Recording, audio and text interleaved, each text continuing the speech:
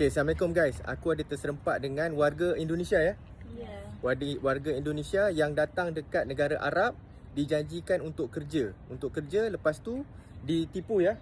Ditipu ya kak. Sponsor pisahnya pisah turis, pisah jalan-jalan. Jadi kita tidak bisa pulang ke Indonesia karena pisahnya pisah cuma 3 bulan di sini. Habis 3 bulan kita di sini kena gerama, kena denda.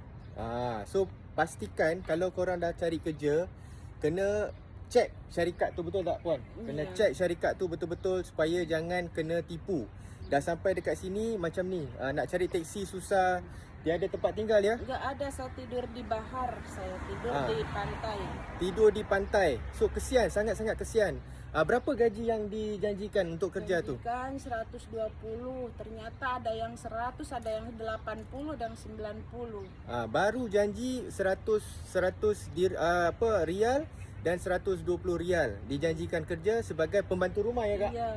Pembantu rumah. So sekarang ni masalah isu-isu macam ni kita perlu elakkan. So pastikan korang cek dulu sebelum datang dekat sini.